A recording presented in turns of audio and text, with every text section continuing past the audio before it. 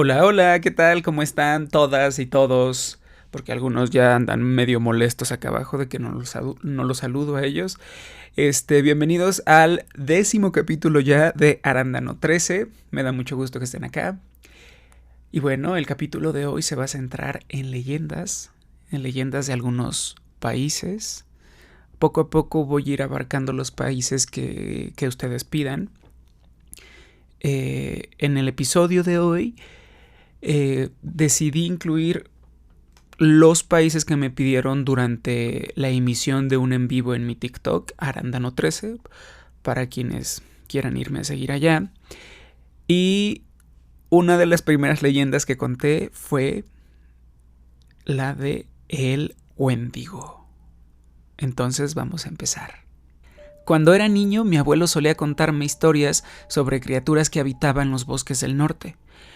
Él hablaba con una seriedad que nunca me hizo pensar que fueran simples leyendas. Decía que en las tierras heladas de Canadá y Minnesota existía un espíritu llamado Wendigo, nacido del hambre y de la desesperación.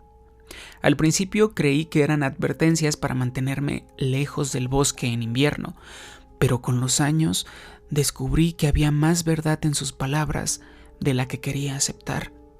Todo comenzó una noche de noviembre, hace ya más de 10 años. Yo trabajaba como guardabosques en una zona remota de Ontario, cerca de la frontera con Minnesota. El invierno había llegado temprano y la nieve cubría todo con una calma engañosa. Esa noche recibimos una llamada extraña. Un cazador no había regresado a su cabaña y sus amigos estaban preocupados. Salí con mi linterna y mi rifle, siguiendo las huellas frescas que se adentraban en el bosque. A medida que avanzaba, me di cuenta de algo inquietante. El viento soplaba con un silbido agudo, casi como un lamento. Y lo más raro es que no había más ruidos, ni pájaros, ni ramas crujiendo, ni el aullido lejano de los lobos, nada. Solo el eco de mis propios pasos. Me acordé lo que mi abuelo me decía. Cuando el bosque se queda en silencio, es porque algo está observando. Las huellas del cazador me llevaron hasta un claro. Ahí encontré restos de ropa desgarrada y manchas oscuras sobre la nieve. Lo primero que pensé fue en un ataque de oso, pero había algo que no encajaba. Las ramas de los árboles cercanos estaban partidas a más de 2 metros de altura, como si algo muy alto hubiese pasado por ahí. El aire se volvió denso, pesado, y de pronto escuché un grito. No era humano ni animal, era un chillido largo, áspero, que parecía venir de todas partes. Sentí un frío que no provenía de la nieve, sino que se metió hasta los huesos. En ese momento comprendí que estaba frente a lo que los antiguos llamaban el Wendigo. El aire se volvió denso, pesado, y de pronto escuché un grito. No era humano ni animal, era un chillido largo, áspero, que parecía venir de todas partes. Sentí un frío que no provenía de la nieve, sino que se me metió hasta los huesos. En ese momento comprendí que estaba frente a lo que los antiguos llamaban el Wendigo. Los pueblos angolquinos describen al Wendigo como un espíritu del invierno y del hambre insaciable. Dicen que alguna vez fue humano, alguien que en medio de la hambruna recurrió al canibalismo.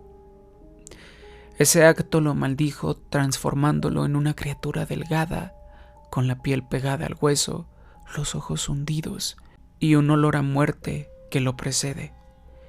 Crece con cada vida que devora, pero nunca se sacia. Esa noche lo vi entre los árboles, iluminado apenas por mi linterna. Apareció una figura altísima, huesuda, con astas retorcidas como las de un ciervo podrido. Sus ojos brillaban en la oscuridad y cada paso que daba crujía la nieve como si quebrara huesos. No corrí. Estaba paralizado. El Wendigo se acercó y pude sentir ese olor nauseabundo, una mezcla de carne podrida y sangre seca. Entonces me acordé de lo que había leído en antiguos registros. En el siglo XIX, misioneros y colonos habían reportado casos de psicosis Wendigo. Personas que, en épocas de hambruna, decían escuchar voces que los incitaban a comer carne humana. Muchos de ellos terminaron mortajando a sus familias. Algunos fueron juzgados, otros ejecutados, pero todos aseguraban lo mismo, que el espíritu del Wendigo los había poseído. Con la criatura frente a mí entendí que no era solo una leyenda, no, era real. Su respiración era un silbido áspero que lava la sangre. Cuando levantó su brazo huesudo, pensé que sería el final, pero en ese momento disparé al aire, más por instinto que por valentía. El estallido retumbó en el bosque y la figura se desvaneció entre los árboles, como si se deshiciera en la misma neblina. Regresé temblando a la casa del cazador. Nunca lo encontramos. Lo que sí hallamos días después fue un rastro de huesos limpios, como si algo los hubiera roído hasta no dejar ni un tendón. Las autoridades lo atribuyeron a animales salvajes. Yo nunca dije que lo vi, porque nadie me habría creído. Con el tiempo investigué más, descubrí el caso de Swift Runner, un indígena que en 1879 desvivió y devoró a su familia entera durante un invierno brutal en Alberta. Él mismo declaró que había sido poseído por el Wendigo. También supe de exploradores que desaparecieron sin dejar rastro en las montañas y de aldeas enteras que contaban haber escuchado los chillidos de esa criatura en las noches. Hoy, cada vez que la nieve comienza a caer y el bosque guarda silencio, recuerdo esa figura y me pregunto si el cazador fue la última víctima o si el Wendigo sigue vagando, buscando a quien atrapar con su hambre interminable. Algunos dicen que el Wendigo no solo es un monstruo físico, sino es una advertencia, un recordatorio de lo que pasa cuando el hambre, la desesperación y la avaricia se apoderan de nosotros. Yo lo vi con mis propios ojos y créanme, si alguna vez sienten que el bosque los observa en medio del invierno, no se queden quietos, corran, porque cuando el Wendigo te encuentra, no queda nada de ti.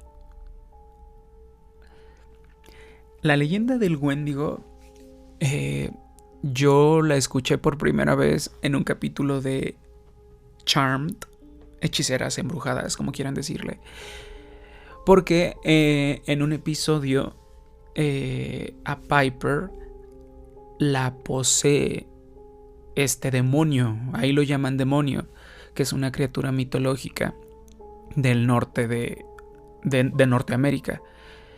Ahí aparece como pues básicamente una especie de hombre lobo que le tiene miedo al fuego y solamente pues como vil hombre lobo aparece en las noches y le tiene mucho miedo al fuego. Digamos que eso fue lo que me impulsó a investigar más sobre el Wendigo. Y bueno, la siguiente leyenda también la estuvieron pidiendo mucho durante uno de mis lives. Y es una leyenda mexicana. Se titula La Planchada. Nunca pensé que me atrevería a contar esto, porque cada vez que lo recuerdo, la piel se me eriza como si estuviera ahí de nuevo. No sé si lo que viví fue un sueño, una alucinación causada por el cansancio, o si realmente me encontré cara a cara con el espíritu de la planchada, la enfermera fantasma de la que tanto se habla en los hospitales. Era 2016 y yo trabajaba como camillero en un hospital viejo del centro de la Ciudad de México. El edificio tenía décadas encima, Pasillos largos, paredes viejas y ese olor a desinfectante barato mezclado con humedad. A veces los turnos nocturnos eran tranquilos, pero otras veces se convertían en una prueba de resistencia. Esa noche fue de las más largas en mi vida. Me tocaba cubrir el turno de las 11 de la noche a las 7 de la mañana. Cuando ya estaba ahí me di cuenta de algo extraño. El hospital estaba en un silencio raro, incluso para la hora. Normalmente se escuchaban pasos de enfermeras, puertas que se abrían, algún quejido de pacientes. Pero esa noche, los pasillos estaban casi mudos. Más o menos como a las 2 de la mañana tuve que llevar unos medicamentos al tercer piso, en el área de recuperación. Mientras caminaba, escuché claramente el sonido de zapatos, de zapatitos de tacón. Era como un firme, constante. Me detuve. Y lo curioso es que ese eco no se alejaba ni se acercaba. Parecía acompañar mis pasos. Al dar la vuelta a la esquina, la vi. Una mujer con un uniforme impecable, vestido blanco, almidonado, gorro de enfermera perfectamente colocado y zapatos que parecían recién lustrados. Caminaba con una bandeja en las manos y una expresión serena, casi maternal. Su uniforme resaltaba demasiado.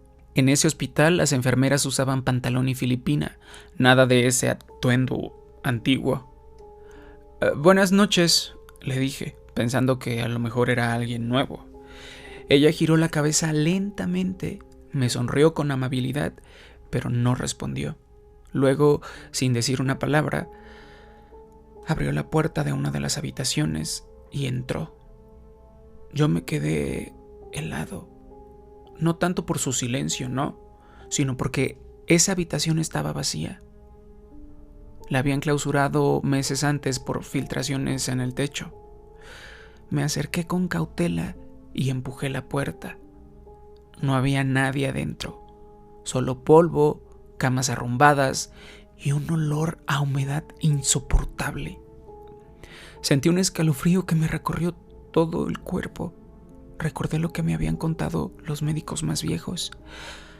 La historia de Eulalia, una enfermera de los años 30 o 40, conocida por su disciplina y por vestir siempre con el uniforme perfectamente planchado.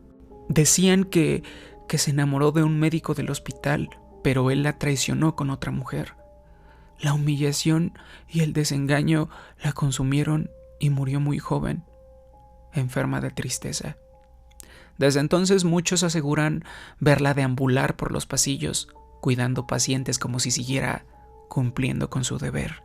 A ese espectro le llamaron la planchada.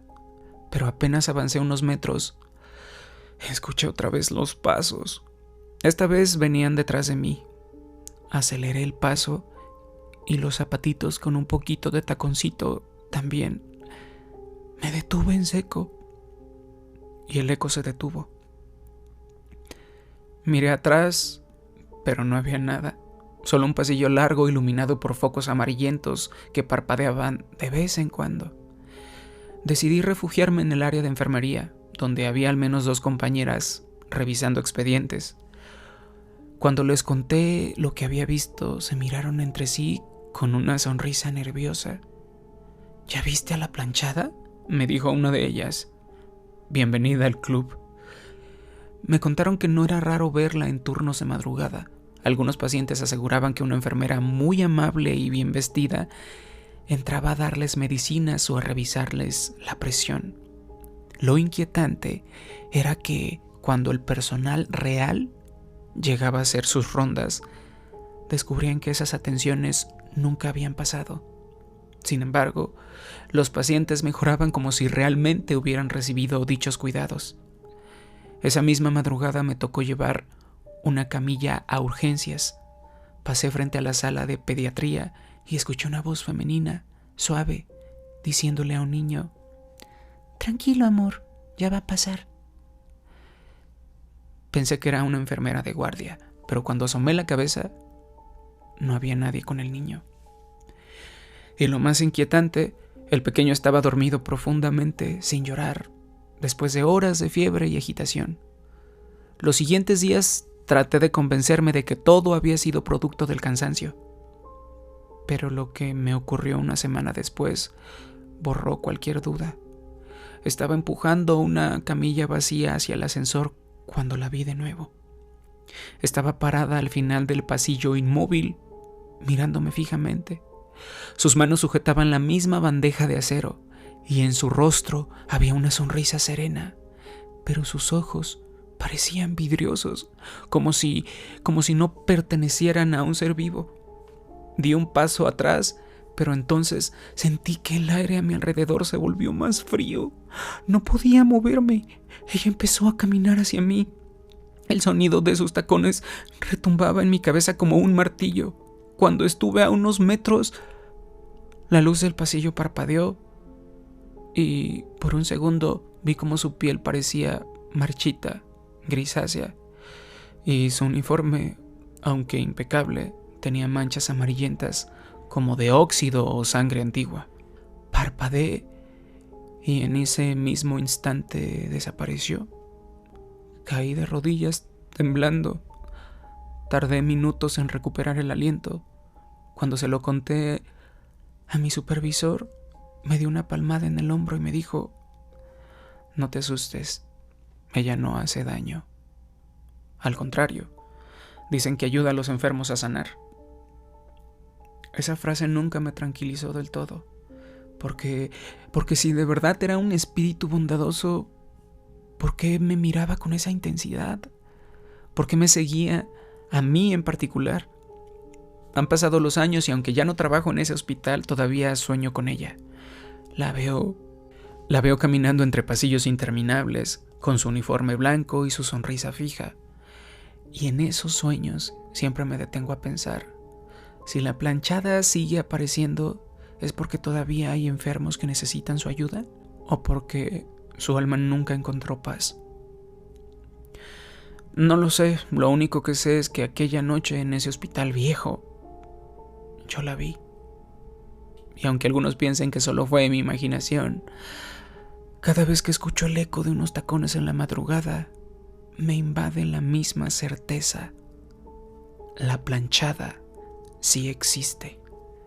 ¿Se dieron cuenta que la leyenda mexicana de la planchada es como un, por así decirlo, un crossover entre la leyenda de la enfermera Eulalia o Eva de la Rumorosa? Yo hasta que empecé a leer otra vez la leyenda de la planchada me di cuenta. Pero cuando puedan, vayan a revisar la leyenda de la Rumorosa en el libro de texto de la Rumorosa y los Aparecidos. Ahí está la leyenda de la enfermera Eulalia o Eva, no me acuerdo. Y hagan de cuenta que es como un crossover entre la planchada y la Rumorosa. Entonces, sigamos con la siguiente leyenda, que es de Japón. Cuando menciono Japón y leyendas, a mí me entra un miedo que de verdad me da, hasta lo cuento con pincitas, porque les voy a ser muy sincero, muy pocas o casi ni una leyenda de las que cuento me ha dado miedo, pero también creo que es porque las estoy repasando, las leo, y porque cuando las estoy interpretando, mi cerebro está atento a los personajes y a la trama, y me sumerjo tanto en ella que la dejo de ver a lo mejor como una historia de terror y empiezo a vivirla, y creo que pues como ahí hago catarsis, no me da tanto miedo. Sin embargo, les he dicho muchas veces en los lives en TikTok que todavía no me atrevo a contar historias de terror tan fuertes, porque la verdad, amigas y amigos, me da mucho miedo. Me da mucho miedo despertar a alguna entidad. Entonces, creo que cuando esté preparado lo voy a hacer. Entonces, ahorita no quiero meterme a ese terreno tan turbio. Pero bueno, sigamos con la leyenda. Lleva como título La mujer del rostro cortado. Cuando viajas a otro país, sueles pensar en comida nueva, paisajes, cultura, pero rara vez imaginas que una leyenda pueda alcanzarte y dejarte marcado de por vida.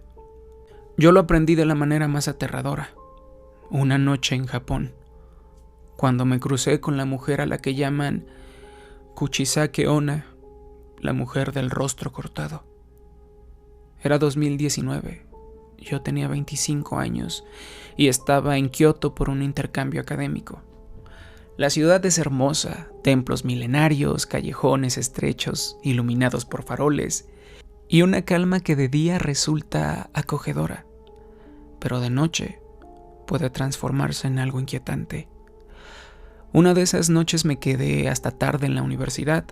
Eran casi las 11 cuando decidí regresar caminando a casa de mi familia anfitriona. El trayecto era de unos 20 minutos, pero atravesaba un barrio antiguo con callejones angostos. Llevaba mis audífonos puestos, pero los apagué. El silencio de esas calles era tan pesado que cualquier sonido externo me parecía fuera de lugar. No tardé en notar algo extraño. Sentí pasos detrás de mí. No eran apresurados ni erráticos, sino firmes, regulares, como si alguien estuviera imitando mi ritmo a propósito. Al girar, el callejón estaba vacío. Seguí caminando, pero los pasos continuaban. Aceleré y los pasos también. Doblé en una esquina y fue ahí donde la vi. Una mujer de pie bajo un farol tenue. Era alta y delgada, llevaba un abrigo beige que parecía demasiado ligero para el frío de invierno. Su cabello lacio, negro, le caía sobre los hombros. Llevaba puesto un cubrebocas, algo muy común en Japón, así que la verdad, pues no se me hizo raro. Lo que sí me inquietó fue su postura erguida. Rígida, con las manos colgando a los costados, como si hubiera estado esperando exactamente ese momento para detenerme. Con una voz suave, casi dulce, me dijo: «Disculpa, ¿soy bonita?». Me quedé helado. Esa pregunta no era cualquiera.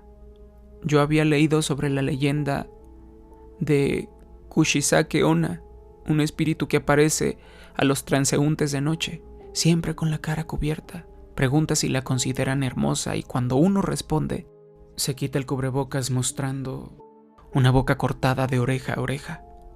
Si dices que no, te mortaja en el acto. Si dices que sí, insiste. ¿Y ahora? Y si dudas o vuelves a contestar mal, corres la misma suerte. Tratando de entender, mantuve la calma y respondí con una sonrisa forzada: «Sí, eres bonita». Ella inclinó la cabeza como si procesara mi respuesta. Entonces, con un movimiento lento, casi ritual, llevó las manos a su cubrebocas y se lo quitó. Lo que vi me paralizó.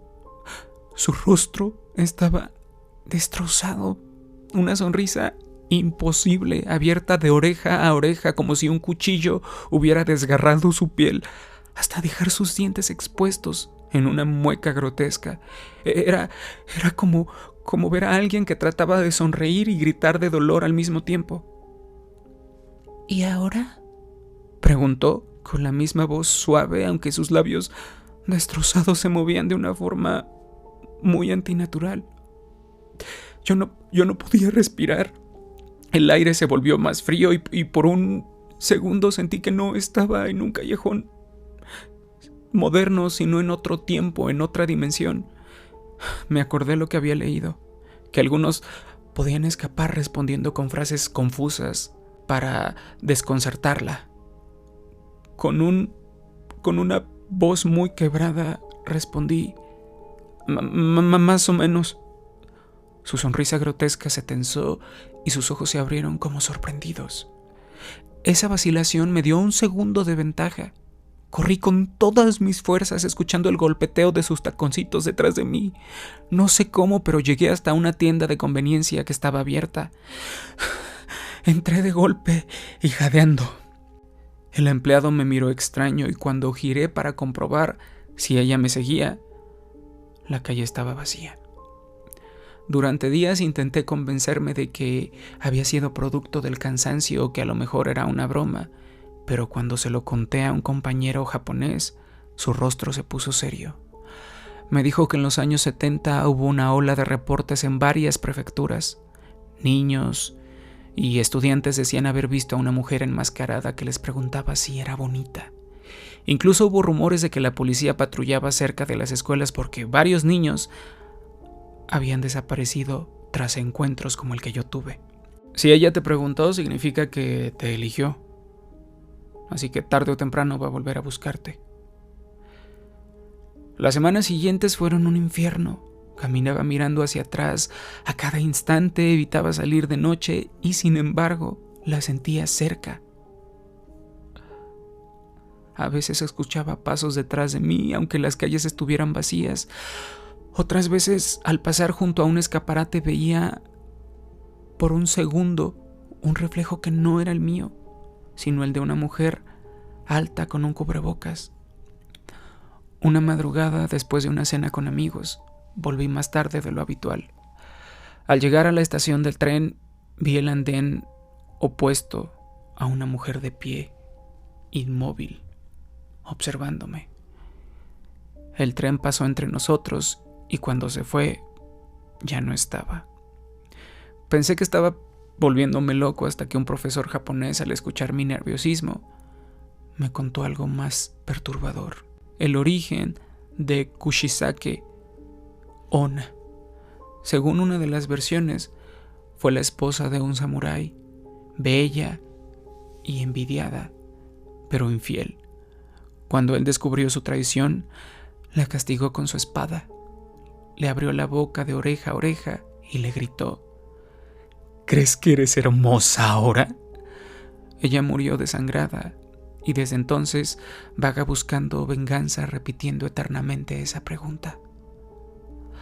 Otras versiones dicen que fue una mujer desfigurada en un accidente o por una cirugía y que su espíritu resentido busca hacer sufrir a los demás. Pero lo que todas coinciden es en lo mismo. Su espíritu sigue acechando, atrapado entre la belleza y el horror.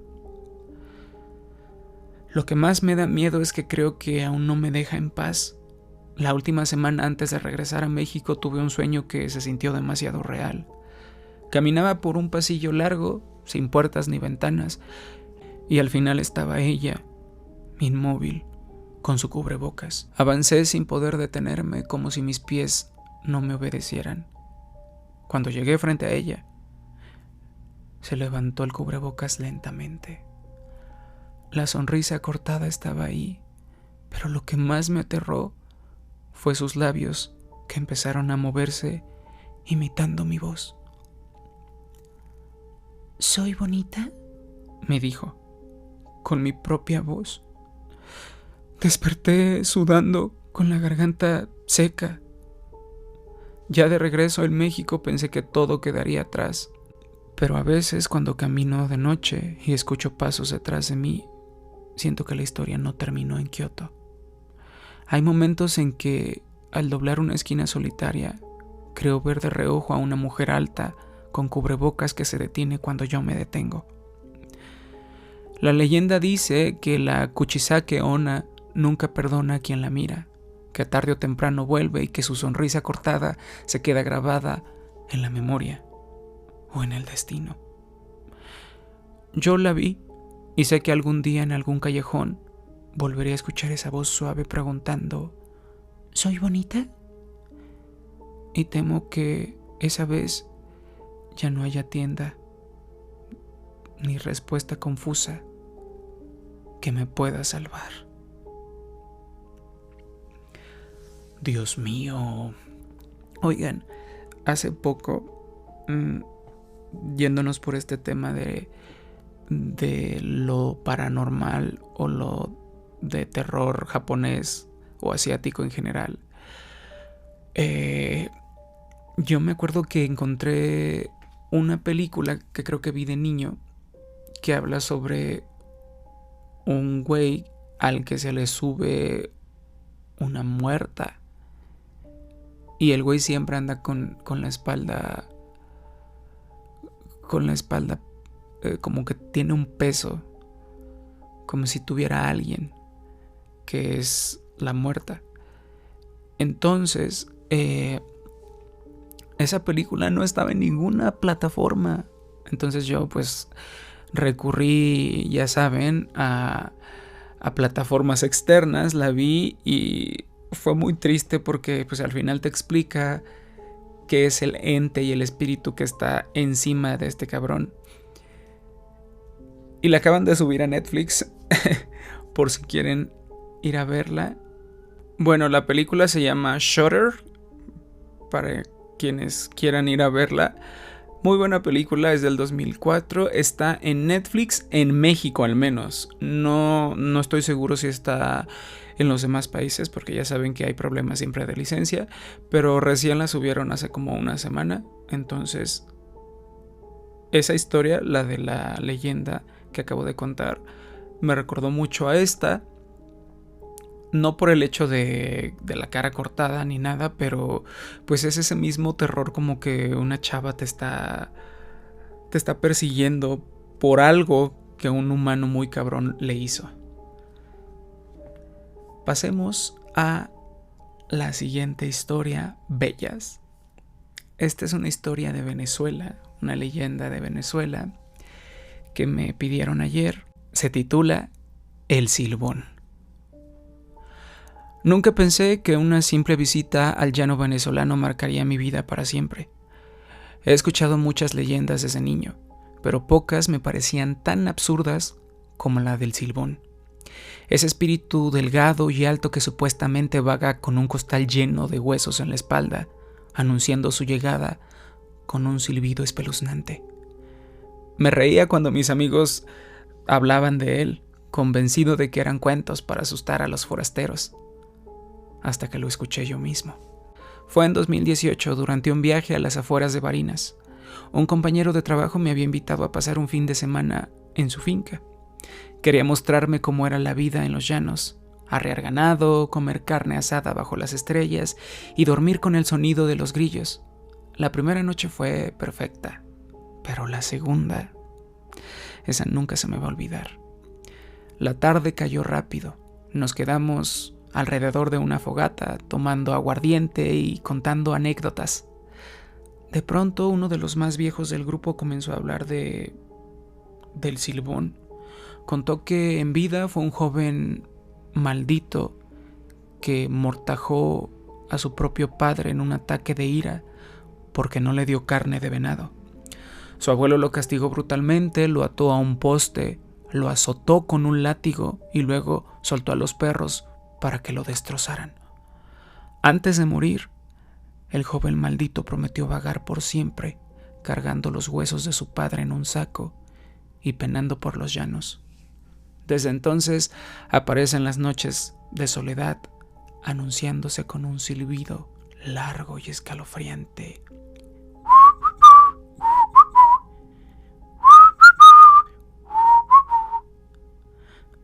Yo reí nervioso. No creía en esas cosas, pero notaba que los demás escuchaban en silencio como si de verdad temieran que pudiera aparecer. Uno de ellos me advirtió: si algún día escuchas el silbido lejos es porque está cerca, y si lo escuchas cerca es porque aún está lejos. Así es como juega contigo. Nos reímos, pero esas palabras se me quedaron grabadas. Esa noche, como a las 2 de la madrugada, me levanté para ir al baño. Tenía que caminar unos metros hasta unos arbustos porque en la finca no había servicios. El llano de noche es un lugar extraño. El cielo inmenso, cubierto de estrellas, el aire húmedo y un silencio que de repente puede pesar como una losa. De pronto lo escuché, un silbido lento, agudo, con un ritmo particular, una melodía simple, repetitiva, que parecía flotar en el aire.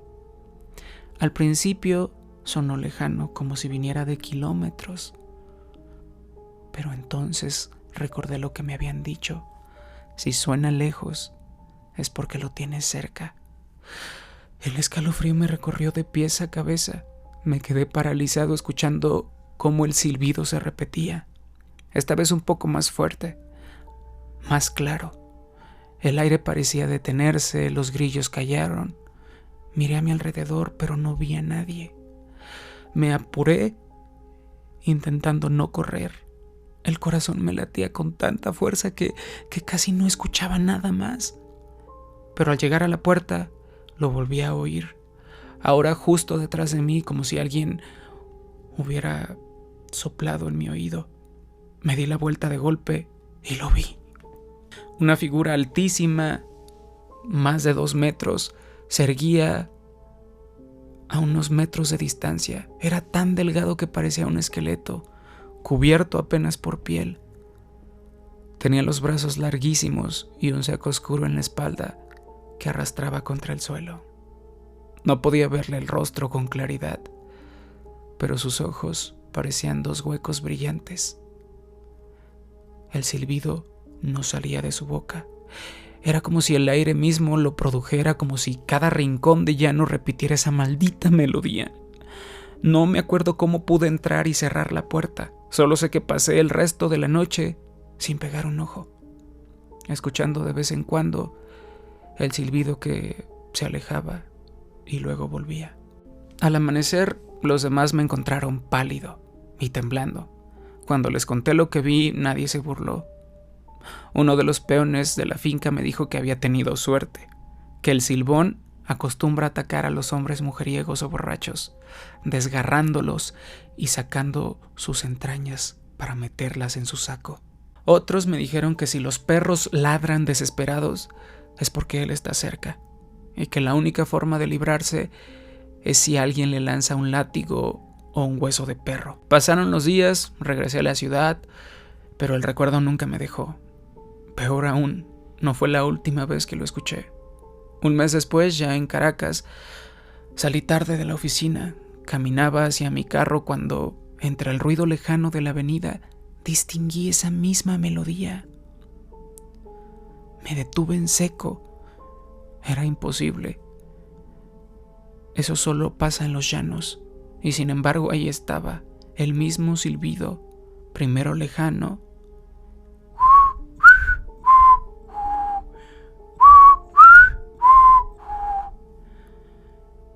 y luego claro, como si alguien estuviera soplándome en la nuca.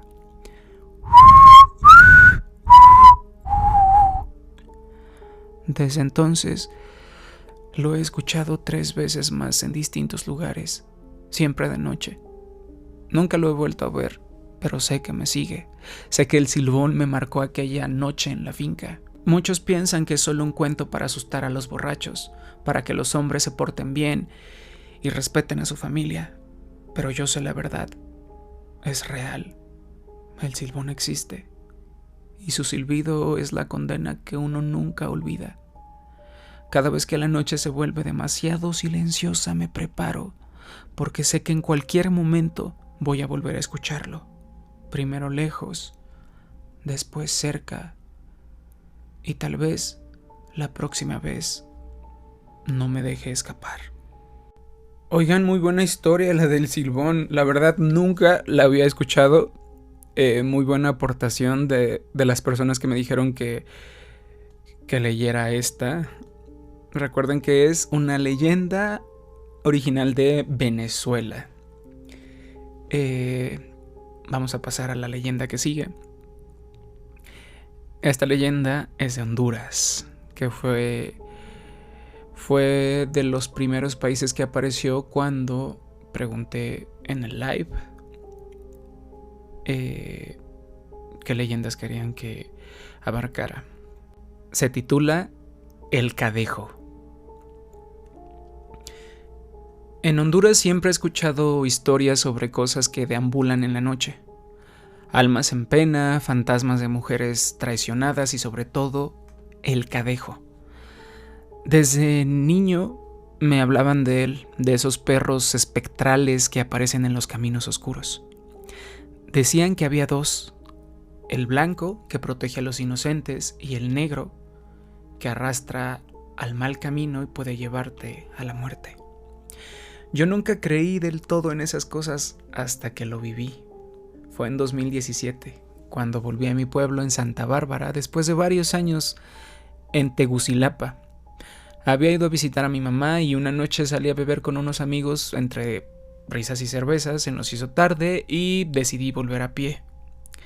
El camino era terracería con montes a los lados y apenas unas casas dispersas. El aire olía a tierra húmeda y el canto de los grillos llenaba la oscuridad. Caminaba tambaleante con el eco de mis propios pasos cuando lo escuché. Un jadeo bajo, constante, como el de un perro siguiéndome. Me giré y ahí estaba, un perro enorme, negro como la noche, con los ojos brillando en la penumbra. No ladraba, no gruñía, solo me observaba. Tenía el pelo erizado y una sombra densa que parecía moverse con él. ¡Vete!, murmuré, tratando de espantarlo con la mano, pero no se movió. Avancé unos metros y el animal me siguió, sus pasos apenas audibles sobre la tierra. Avancé unos metros y el animal me siguió, sus pasos eran apenas audibles sobre la tierra. Mi corazón empezó a palpitarme muy fuerte. Recordé las historias que el cadejo negro se aparece a los borrachos y mujeriegos, que los arrastra a callejones, los golpea o incluso los mortaja para llevárselos al infierno. Quise ignorarlo y me apuré, pero el perro seguía atrás. De pronto el ambiente cambió. El aire se volvió pesado y el canto de los grillos desapareció. Y entonces lo escuché. Un gruñido bajo, profundo, que hizo que toda la piel se me erizara.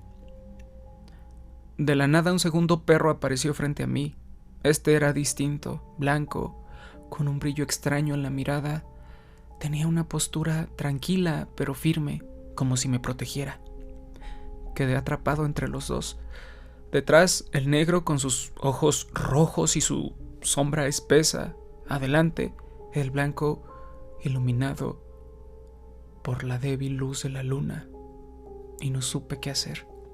El negro dio un paso hacia mí, gruñendo con más fuerza. El blanco respondió con un ladrido seco, fuerte, que retumbó en silencio. Y entonces comenzó.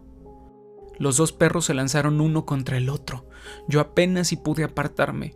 Entre nubes de polvo vi cómo se atacaban con furia, mordidas, gruñidos, el sonido de colmillos chocando. Era como presenciar una pelea de fuerzas que no pertenecían a este mundo. Yo temblaba, incapaz de moverme. El negro era más feroz, pero el blanco parecía resistir con una fuerza extraña, como si cada mordida suya llevara consigo la luz de la luna. Después de unos segundos eternos, el perro negro retrocedió con los ojos brillando de odio. Me lanzó una mirada que jamás voy a olvidar, como una promesa de que volvería. Luego se desvaneció en la oscuridad del camino, como humo que se disipa. El blanco se quedó unos instantes, se acercó despacio sin mostrar agresividad. Lo sentí olfatear mi mano, y en su mirada no había maldad, sino calma. Sin un ruido, se dio media vuelta y desapareció entre los matorrales. Quedé solo, temblando, sin saber si lo que había visto era real o producto del alcohol, pero al día siguiente, cuando regresé por el mismo camino con la luz del día, vi las huellas, marcas profundas de patas, como si dos perros enormes hubieran peleado ahí. Desde entonces, empecé a investigar más sobre el cadejo. Descubrí que no era solo hondureño, también se hablaba de él en El Salvador, Guatemala y Nicaragua. Algunos lo describen como un espíritu protector, un ángel caído que se quedó entre el cielo y la tierra para cuidar a los viajeros. Otros dicen que el cadejo negro es el demonio mismo, tomando forma de perro para tentar y castigar. Pero lo más perturbador fue escuchar testimonios de personas que aseguraban haber perdido amigos por su culpa. Me contaron de un joven que llegó con moretones y arañazos como si lo hubieran arrastrado entre piedras, jurando que un perro negro lo había atacado sin dejar heridas mortales, solo dolor. Murió meses después, consumido por la depresión y la bebida. Otros decían que el cadejo blanco se aparecía a los niños o a los caminantes solitarios para acompañarlos hasta llegar a casa, alejando a los espíritus oscuros. Yo no sé si aquella noche fue un castigo o una advertencia. Lo único que sé es que desde entonces dejé la bebida. No porque fuera mi voluntad, sino porque cada vez que pienso en emborracharme escucho en mi mente aquel gruñido, aquel jadeo que me seguía en la oscuridad. Hace unas semanas volví al pueblo. Caminé otra vez por el mismo sendero, sobrio, tranquilo, bajo la luz de la luna. Y por un momento lo sentí, ese mismo jadeo detrás de mí. Me detuve, contuve la respiración, pero al girar no había nadie. No sé si fue mi imaginación o si el cadejo aún me vigila, esperando el momento en que baje la guardia. Porque si algo aprendí es que esa leyenda no es tan leyenda como parece. Y una vez que lo ves, tu vida nunca vuelve a ser la misma. Oigan, cuando estaba leyendo e investigando sobre el cadejo, no pude apartar de mi mente las historias de Stephen King que tienen que ver con perros, como la de Cujo y la del cementerio de las mascotas. Y también hay una leyenda aquí en México, bueno, no sé si sea exclusiva de México, pero creo que sí, porque en Coco la tocan, que es que siempre tus mascotas te van a acompañar a cruzar un puente cuando pues tú pases el umbral de la muerte, ¿no?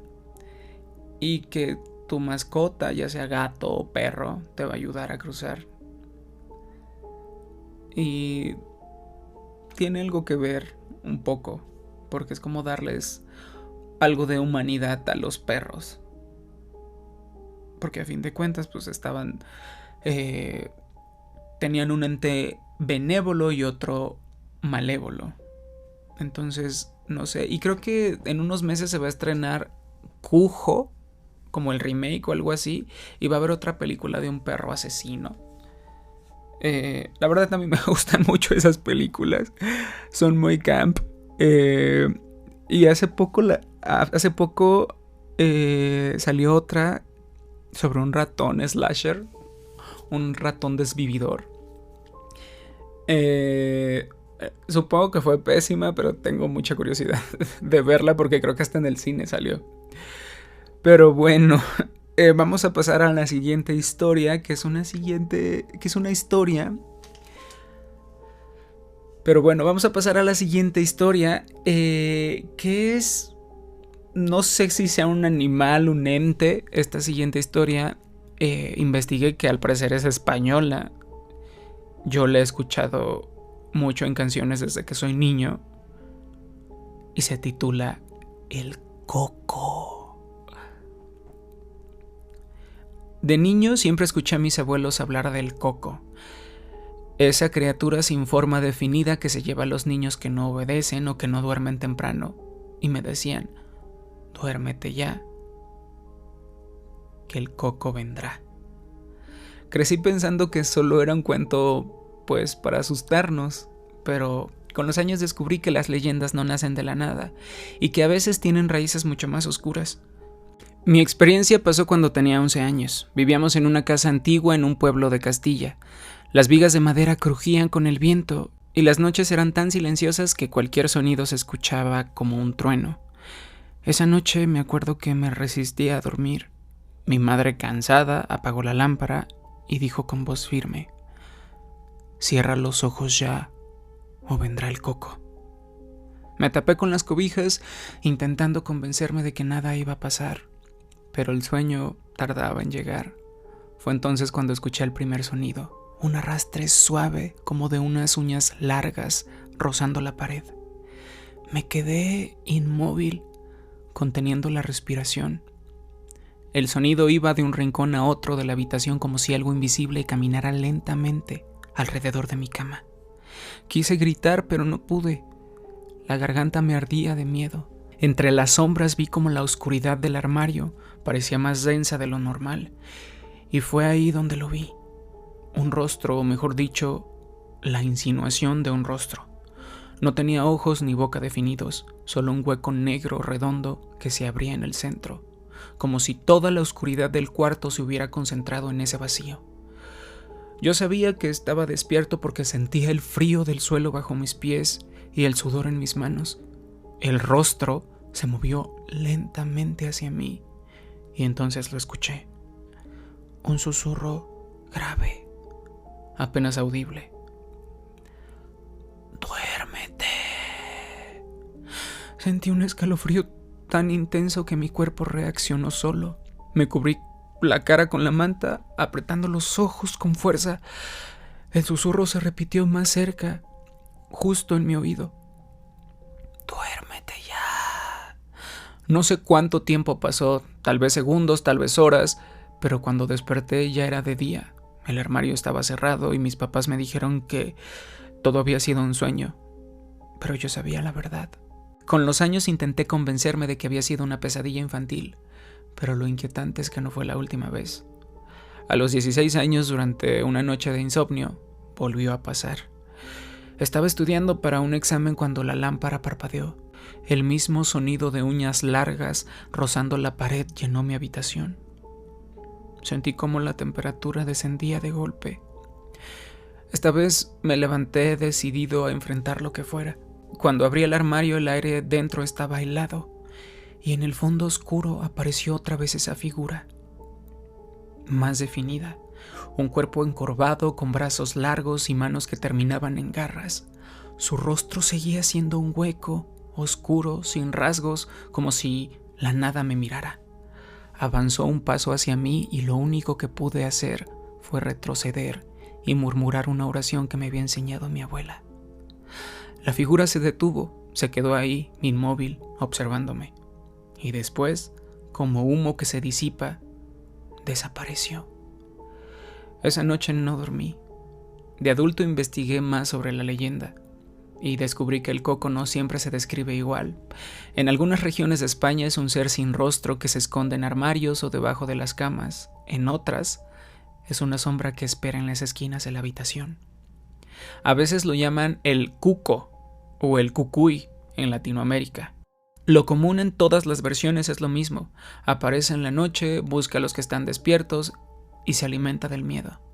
Algunos historiadores dicen la palabra coco viene de coca, que significa cabeza o calabaza, y lo representan como una figura con una calabaza hueca en lugar de rostro.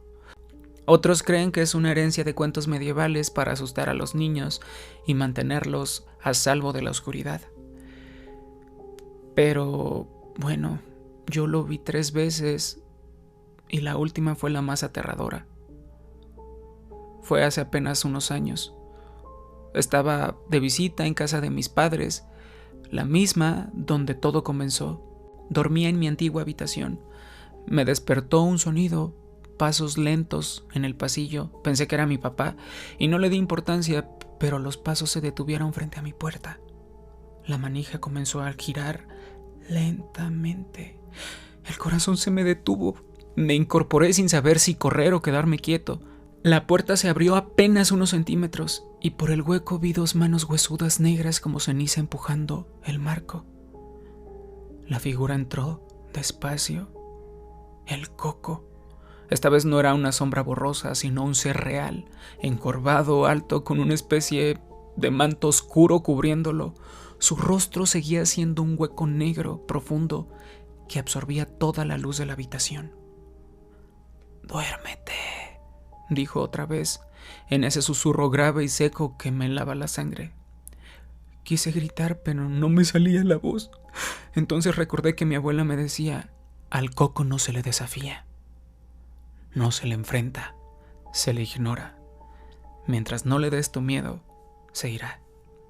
Así que me acosté de nuevo, temblando, cerré los ojos con fuerza y fingí dormir. El susurro se repitió varias veces o más, muchas más, como si estuviera agachado junto a mi cama. Podía sentir su respiración fría en mi cara y escuchar: ven, ven. No sé cómo logré quedarme quieto. En algún momento el silencio regresó. Cuando abrí los ojos estaba amaneciendo y la puerta seguía entreabierta.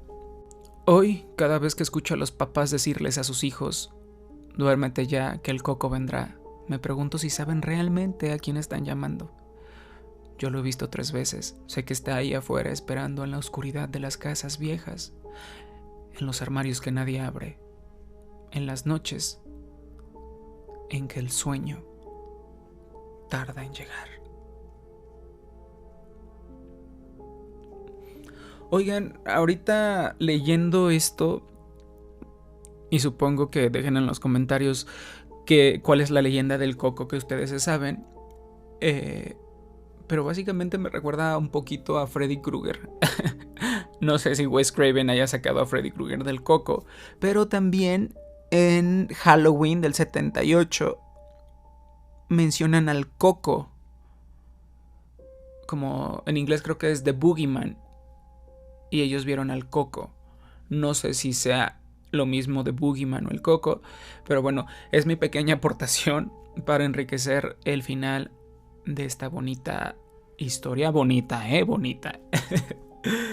Y bueno, vamos a la última historia, que pues también es de España y se titula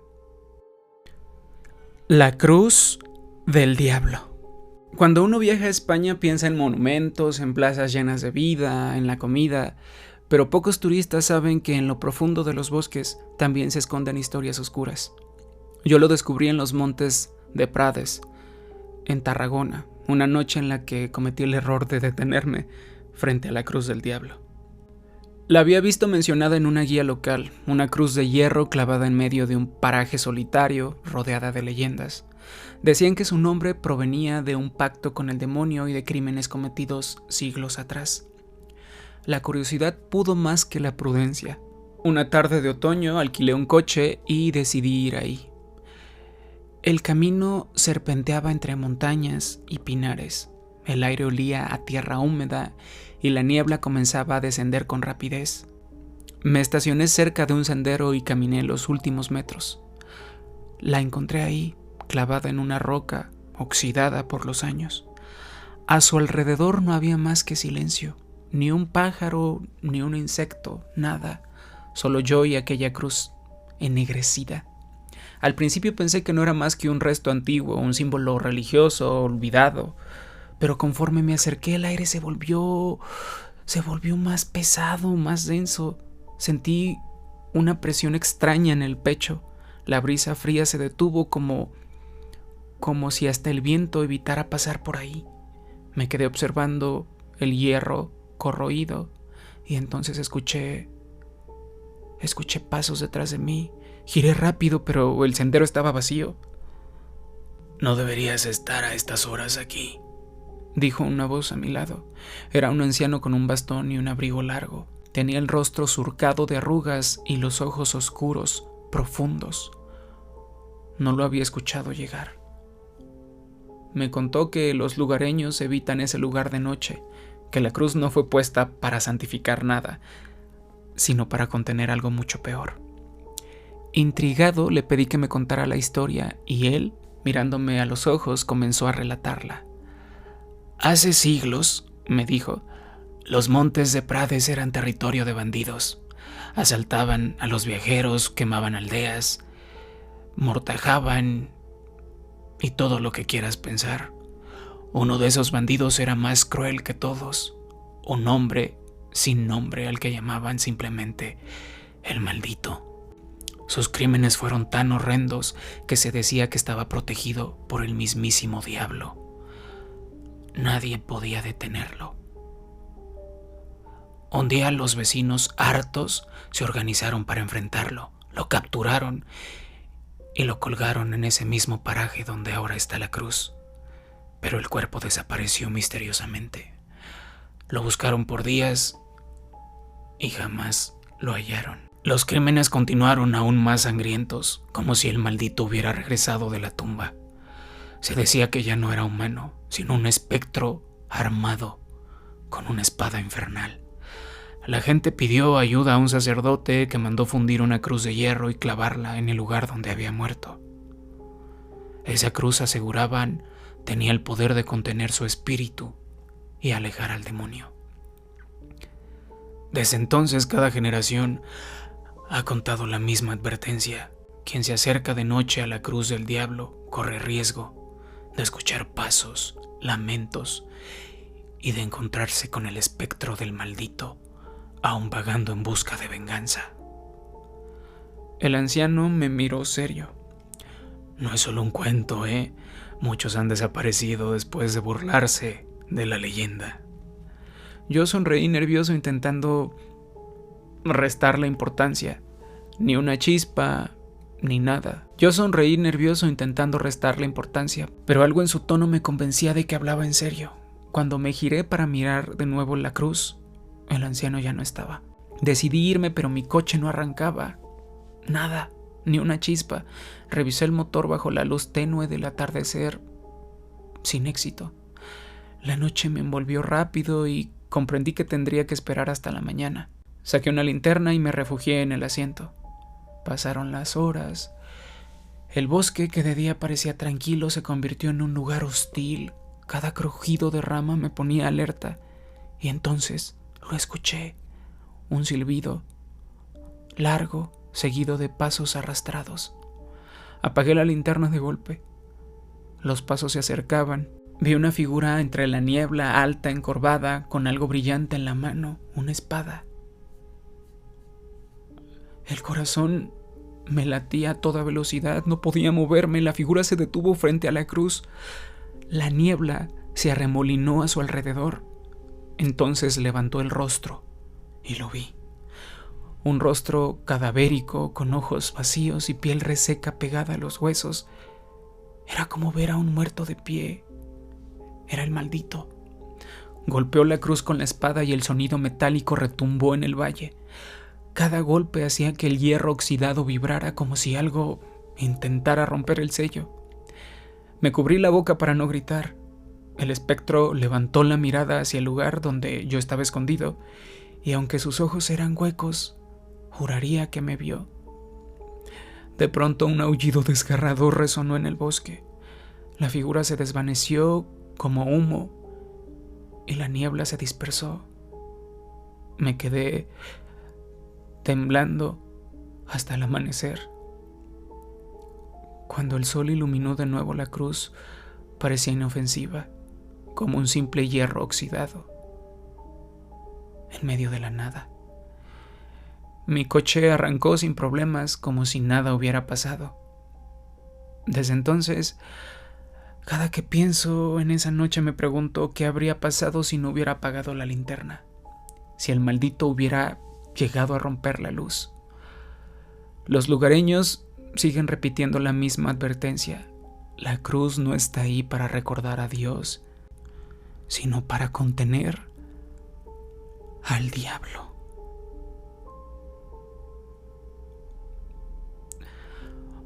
Oigan, nunca había oído esta leyenda. Estuvo cabrona, en serio. Una cruz que se usa como para contener el mal me recuerda a la vitrina que los Warren hicieron para contener el mal de Annabelle. Dios mío. Pues bueno, chavas, chavos, chaves, hemos llegado al final de nuestro podcast. Espero que les haya gustado. El siguiente capítulo espero que sea de historias de acoso. Así que mándenme sus historias por acá, por correo, por Insta, si es muy extensa por Insta. Les agradezco de verdad muchísimo, chavas, porque gracias a ustedes esta comunidad está creciendo muy rápido. Las quiero mucho, los quiero mucho. Gracias por estar aquí y espero que les haya pasado y espero que las haya hecho pasar y los haya hecho pasar un ratito agradable y sobre todo de mucho suspenso y miedo. Soy Eduardo Aranda, esto fue Arándano 13, nos vemos en el siguiente episodio. Las amo, bye.